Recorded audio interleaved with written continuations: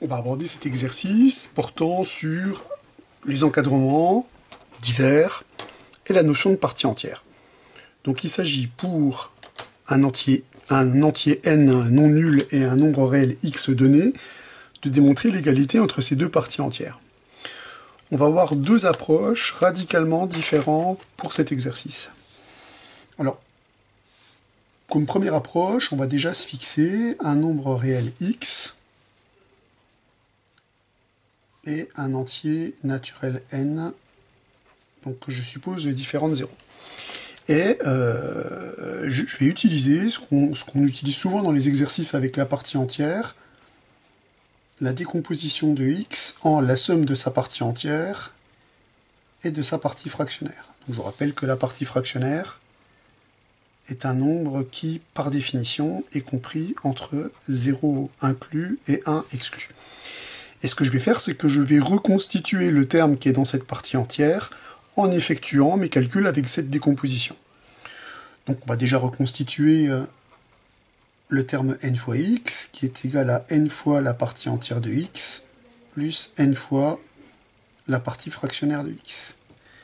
Alors là, ce qu'on obtient, justement, en effectuant cette décomposition, c'est que l'élément qui est ici, donc n partie entière de x, est un élément qui est un entier relatif. Or, dans le cours, on a vu une propriété, c'est l'une des seules propriétés qu'on a d'ailleurs à maîtriser sur la partie entière, hormis sa définition et les inégalités qui sont issues de sa définition, c'est que pour n'importe quel entier relatif m et pour n'importe quel nombre réel t, nous avons vu que la partie entière de m plus t est égale à m plus la partie entière de t. Ce qui veut donc dire que quand on applique la partie entière à un entier qui est à un nombre réel qui est décomposé sous cette forme, on va pouvoir sortir de la partie entière cet entier relatif. Donc par conséquent, quand je vais calculer la partie entière de nx, je vais donc récupérer la partie entière de ce nombre-là, mais je sais que comme lui est entier, je vais pouvoir le factoriser de la partie entière. Le sortir de la partie entière. C'est pas du tout une factorisation, parce qu'on travaille avec une somme. Voilà. Donc là, j'ai utilisé cette propriété avec le terme qui va jouer le rôle de m, c'est lui, et le terme qui va jouer le rôle de t, c'est lui. Donc, m est bien un entier relatif, et ceci est bien un nombre réel. Alors on va ensuite continuer à réécrire le terme qui est dans la partie entière. Donc la partie entière de nx sur n va donc être égale à la partie entière de x, plus n fois la partie fractionnaire de x, le tout divisé par n. Voilà ce que je récupère. Alors comme l'objectif est de calculer la partie entière de ce nombre réel, on va regarder séparément où vivent les différents objets qui sont ici. Alors pour le premier, c'est assez simple. Ce nombre-là est un nombre entier relatif. Maintenant, il s'agit de voir ce qu'on est capable de dire du nombre réel qui est ici.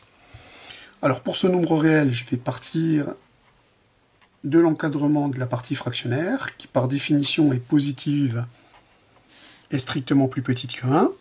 Comme n est un entier, il est positif. Je peux bien multiplier cette inégalité par l'entier naturel n. Je récupère cette inégalité. Or, si un nombre est compris entre 0 et n exclu, la partie entière de ce nombre-là est nécessairement comprise entre 0 et n-1. Je m'explique, il suffit de faire un petit dessin pour le comprendre et d'appliquer la définition de la partie entière. Si je fais mon axe ici, et si je regarde les entiers qui sont compris entre 0 et n, 0 large, n strict, donc si je regarde ce qui se passe dans l'intervalle qui est ici, je peux bien affirmer que quel que soit t, nombre réel de l'intervalle 0n, la partie entière de t, quelles sont ses valeurs possibles? Eh bien, ces valeurs possibles, j'affirme que c'est tous les entiers qui sont compris entre 0 et n-1. Alors pourquoi on ne peut pas récupérer comme partie entière n? Tout simplement parce que la partie entière est le plus grand nombre réel inférieur ou égal à t, Et donc on obtient naturellement que la partie entière de t, elle est plus petite que t. Et comme t est strictement plus petit que n, la partie entière de t, elle ne pourra pas être égale à n, donc elle est au plus grand égale à n-1. Donc, grâce à cette propriété, c'est pas du tout, j'applique pas du tout la fonction partie entière à cette inégalité, qui est croissante, donc qui justement transformerait cette inégalité en inégalité large. Là, j'applique cette propriété-là, qui me permet donc de dire, donc, grâce à ce que je viens de dire ici, la partie entière de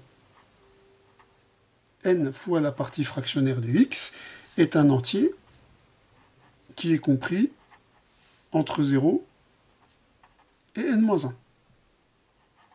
Donc par conséquent, je récupère que la partie entière de n fois la partie fractionnaire de x est supérieure ou égale à 0 est strictement plus petite que n. Donc, on peut conclure sur un encadrement sérieux du nombre réel qui est ici.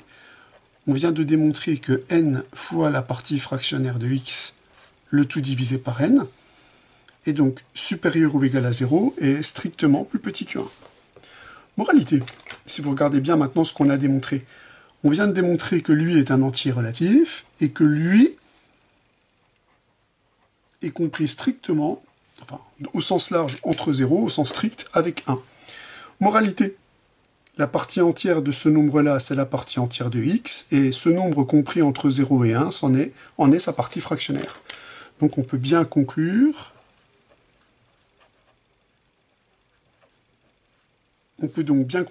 que la partie entière de nx sur n est bien égale à la partie entière de x. Voilà, donc ça c'est la première façon d'envisager ce problème. Alors, je vais vous soumettre une deuxième façon d'envisager ce problème, une deuxième idée. Pour ça, je vais m'appuyer sur la définition et sur une question qui est assez naturelle, compte tenu de ce qu'on a à faire. Donc pour aborder cet exercice, je ne vais pas aborder exactement l'exercice sous le même angle, évidemment. Je vais plutôt partir de la question suivante, qui va me permettre de reformuler cette égalité. Je pose la question suivante. Quels sont les réels dont la partie entière, donc quels sont les réels dont la partie entière vaut partie entière de x? C'est la question que je pose. Alors pour ça, encore une fois, on va revenir à la définition. La partie entière de x, c'est par définition le plus grand entier inférieur ou égal à x. Donc faisons un dessin pour essayer de voir quels sont les nombres réels dont la partie entière vaut le nombre qui est ici, vaut le nombre partie entière de x. Si j'indique le nombre partie entière de x ici, là je vais écrire partie entière de x plus 1. On peut mettre le plus 1 à l'intérieur ou à l'extérieur de la partie entière en vertu de cette propriété. On voit tout de suite que les nombres qui vérifient la propriété qui m'intéresse, c'est les nombres qui sont contenus dans cet intervalle.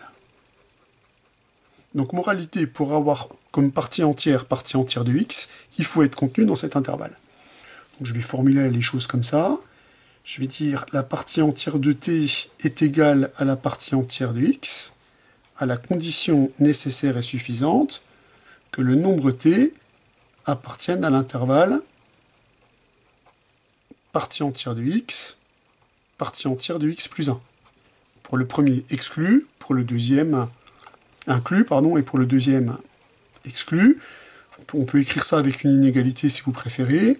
Partie entière de x inférieure ou égale à t, strictement plus petit que la partie entière de x plus 1. Donc moralité, si je regarde ce que j'ai à démontrer, j'ai à montrer que la partie entière de ce nombre-là est égale à la partie entière de x. Donc si cette égalité, je l'appelle comme ceci, ce qu'on a à démontrer est directement équivalent à quelle inégalité? C'est directement équivalent à l'inégalité suivante. Il nous suffirait d'établir que la partie entière de nx sur n est compris entre partie entière de x et partie entière de x plus 1. Mais comme n est un entier naturel non nul, En multipliant cet encadrement par n, on obtient un encadrement équivalent, puisque pour remonter, il suffit de multiplier par 1 sur n.